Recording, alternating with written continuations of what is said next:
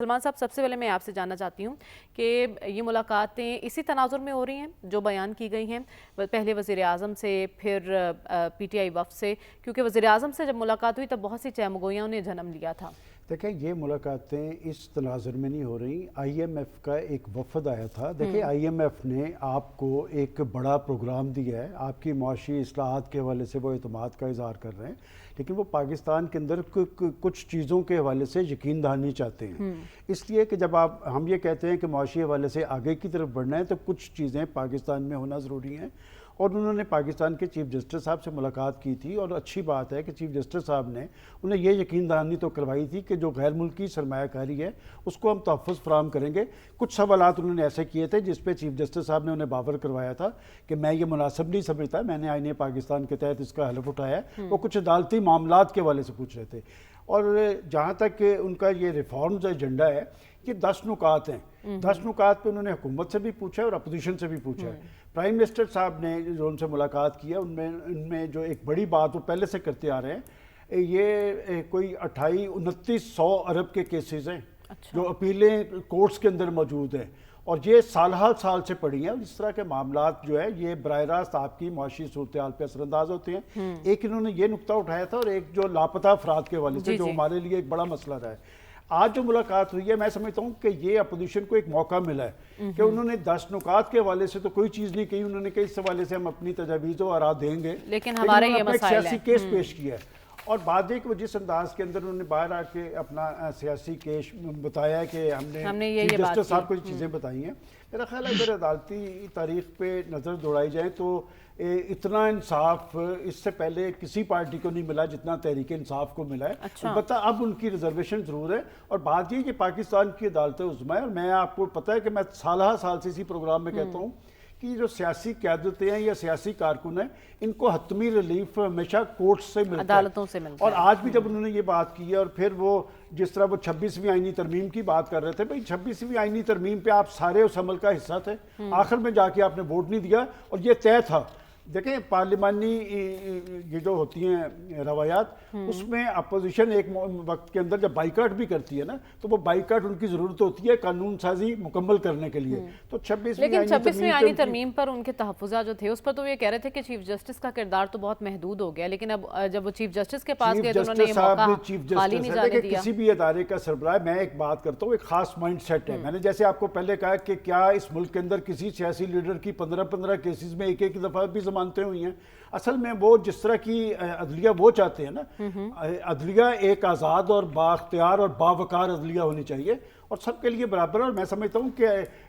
جو عدالتوں کا مؤثر سسٹم ہے وہ انصاف کی بروقت جو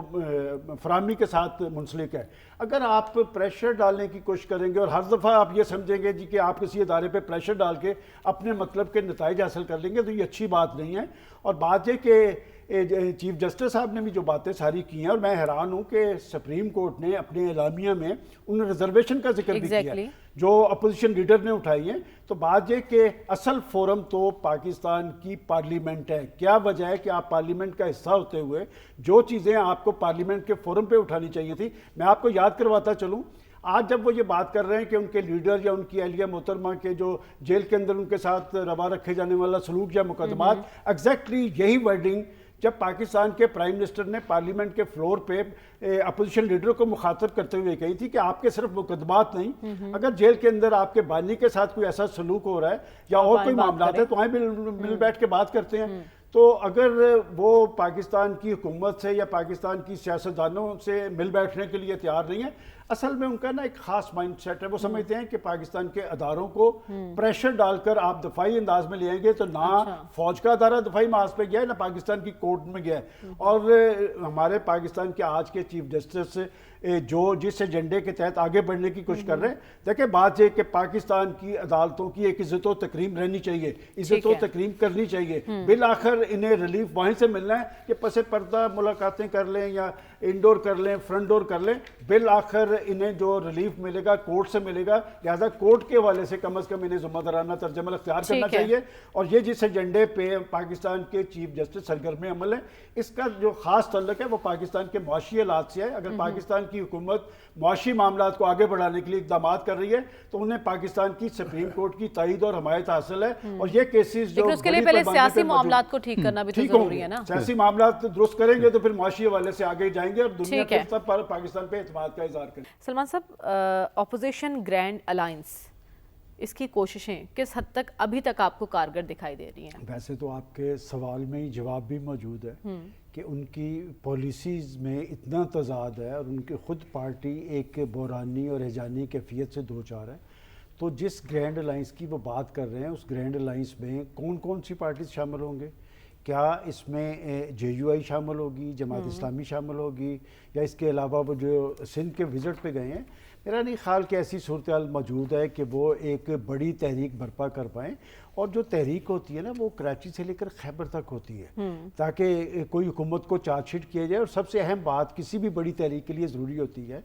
کہ وہ جو قومی اور عوامی ایشوز ہیں اس کو بنیاد بنائیں. اگر آپ صرف اس بات کو رکھیں گے کہ آپ کو ریلیف مل جائے یا آپ کے مقدمات کا ازالہ ہو جائے یا آپ کے سیاسی مفادات کی تکمیل ہو جائے یا آپ کا معاملہ کسی پارٹی سے ہو جائے، آپ نے ایک لفظ تضاد استعمال کیا ہے، تو یہ ایسے نہیں ہو سکتا کہ یہاں پر تو آپ پاکستان کے آرمی چیف کو گزارشیں کریں، ان سے اپیلیں کریں، دوسری طرف پاکستان کا آرمی چیف ایک کروشل صورتحال کے اندر جب برطانیہ میں جاتا ہے، برطانیہ کی رائل اکیڈمی میں انہیں گارڈ آف آنر پیش کیا جاتا ہے اور چند درجن افراد کھڑے ہو کے پاکستان کی فوج کو ٹارگٹ کرے، تو اس کے لیے جواب دہ پاکستان کی لیڈرشپ کو ہونا پڑے گا. اور آپ کو یاد ہوگا جب اسی طرح کا مظاہرہ انہوں نے امریکہ میں کیا تھا تو میں نے آپ کے پروگرام میں کہا تھا کہ آپ نے کہا کہ ان کی لیڈرشپ کہہ رہی ہے ہمارا کوئی تعلق نہیں. میں نے کہا نہیں، لیکن جو جیل میں بیٹھا مائنڈ سیٹ ہے وہ یہی چاہتا ہے. جب تک کہ ان کی اندرونی طور پہ تضادات کا شکار رہیں گے اور کسی معاملے میں یکسو نہیں ہوں گے یہ آگے کی طرف نہیں بڑھ پائیں گے. جہاں تک مولانا فضل الرحمان صاحب کی بات ہے،